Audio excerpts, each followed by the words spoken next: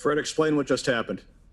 I don't know if I can, Chris. That was a lot of fun. I mean, just it was great to see all the work that our guys have been putting in pay off in a game like that.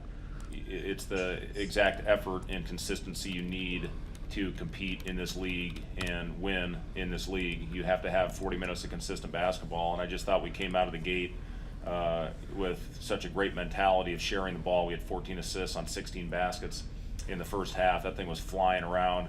Started off with Thor. We kind of ran a special play to get Latch shaken out of the single side, taking the pick and roll into the crowd. He made a perfect on-time, on-target pass for Lat to get going. And then I think on the next possession, drove baseline, drifted Lat to the corner with great spacing and hit a second one, and then he was off and rolling from there. But I thought, Lat's cutting and movement, when they started to overplay him and pressure him, was phenomenal. And, Derek just made huge plays for us all night. Trey, another really efficient overall game. Kobe, rock solid out there. Really everybody from top to bottom. Delano, Shamil banged up his knee a little bit. Hopefully he'll be okay. And then it's great to see guys get opportunities.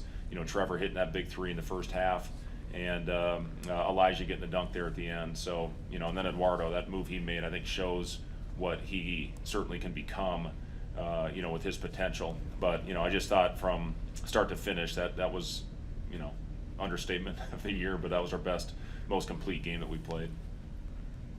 Robin Washut. Fred, this was obviously a strange day this morning. You lose your leading scorer to transfer, and then 9 hours later, you put up this type of performance. I guess how could you ever seen this type of complete effort coming? And I guess what do you think kind of sparked these guys to play the way they did tonight? Well, we've shown flashes, and that's the one thing. Obviously we've been stressing all year the overall consistency and just the ball movement in that first half kind of set the tone. And then defensively, I really thought the activity that we had with our hands, forcing turnovers, getting deflections, led to several transition opportunities for our team.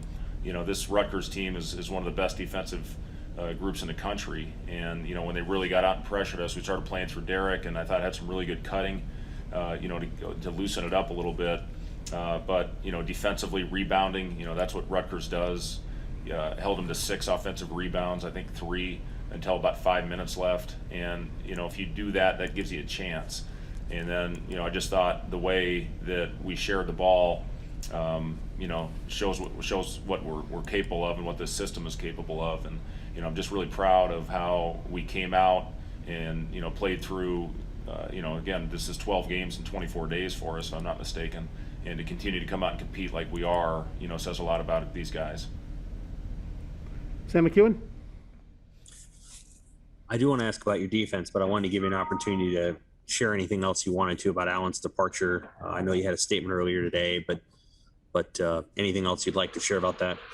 Well, I'll say this. I enjoyed coaching Teddy. I enjoyed, the opportunity to get to know him, and I'm certainly wishing Teddy nothing but the best as he moves forward, and I'm going to do everything I can to support him and help him as best I can. As far as everything, it is when the guys care about him, our staff cares about him, and hope he, and he'll be good. I think he's got a long career ahead of him. So, it's, something that happened, and we moved on from it, and again, came out and played a really complete game, which I gave our guys a lot of credit for. When you have something like that happen, you don't know how your guys will respond or what will happen with your team. But, we came out and played inspired basketball for 40 minutes, and that's, again, exactly what it took to win a game like this in the Big Ten. I think the world of Steve Peichel, his teams play so hard and physical, so to match that, with the adversity that we had today and playing so many games in a short amount of time, I think our guys deserve a lot of credit for that. Send me the question on defense. Yeah, it's about as good as you played on defense this year, and especially defending the 3-point line, your hustle. I mean, you guys didn't get fancy or anything. You just kind of beat their butts. Well, the thing that we did, I thought better than anything, is we were in our gaps. Shutting down the paint, and when teams get in the paint, that's when you get exposed, especially when you don't have a rim protector back there. Rutgers can do it. They've got the best shot blocker in the league back there. He leads the league in block shots per minute, but we got to keep that thing tight. And then I thought we had good, smart closeouts. We talk about KYP, know your personnel, and this was a big game for that because they have certain guys that are great drivers, and certain guys got to have a high early shot challenge, but ready to guard the bounce. And I thought did a really good job of understanding who we were guarding. 21 of their 25 were in the paint in the first half, but I really thought we shut down the driving lanes in that second half especially.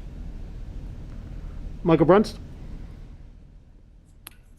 Fred, what's kind of been the key for McGowan's, I guess, the last few games with his efficiency? I mean, you guys have been running more through him, but I mean, what's kind of changed, I guess, for him? Yeah, he's just playing with a lot of confidence. I don't think he's pressing as much as he was when we first got back from the shutdown. And to be honest with you, I thought his 2 games against Michigan State and Indiana were 2 of his best of the season. And then you come down with COVID, and then you get shut down for 20 days. And then you get a short amount of time to try to get your body reconditioned, and it's tough. That's the thing people don't understand. I heard Scott Drew talking about the same thing with their team today, how difficult that is to take that amount of time off and then all of a sudden get your timing back. So I think that's the big thing. Trey's just playing like he was right before the shutdown happened. And, when he first got back, I thought he reverted a little bit to some old habits of trying to drive through a crowd, but he's really been efficient in his movements. He's coming more to a jump stop. He's seeing the floor better, understanding when to attack. And I've been really pleased with how he's gone out there and gotten us into our actions and gets everything started with his movement, his pace. And, he and Delano both certainly are capable of getting us into our offense, Kobe as well. But yeah, Trey's just playing really efficient basketball. It's been fun to see. We'll take a couple more here. I got Robin Washut. We've hardly talked about Lat and his career night. How important were his early 3-pointers just to not only set the tone for you guys, but open up Rutgers' defense, especially with the way they were defending the rim early? Yeah, they do such a good job. My number one key was don't challenge them at the rim, and we go in and get 4 of our first 8 shots blocked at the rim, and then we started figuring it out, and it drives me nuts when the top things we don't understand until we finally get out there and say, oh, you know what, those guys are right. They do watch a lot of film and understand what they do, but Johnson's so good in there, and then they do help and converge on the ball. And I think the biggest thing, once Lat started hitting, it opened up those driving lanes a little bit more. Derek had some incredible finishes at the basket, a lot of those from Trey, and Delano got him a couple as well.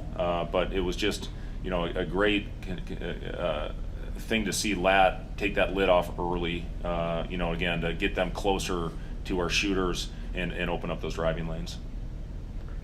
Okay, we'll finish with Connor Happer. Do you think this puts a different perspective on the next week, 2 weeks for you guys, and how much confidence does a win like this instill in them that they can make some noise maybe over the next 2 weeks? Well, I think the biggest thing is to win 2 in a row and to string together back-to-back games, put the big emotional win against Minnesota behind us and find a way to, get the energy levels back up where they needed to be tonight, to win this game. And we'll have a huge challenge, obviously, with Iowa with the way they're playing right now. And finish up with Northwestern, who's playing very good at this time. So we just want to continue to take positive steps. That's what this is all about. Continue to get guys opportunity. I love Eduardo's development. What he's doing out there. It's good to see Trevor, as I said, get out there and get an opportunity. So that's the biggest thing, is just continue to find a way to teach and for our guys to learn through this incredible stretch that we're on, at the same time save their legs so they can go out and play with the kind of effort they did tonight.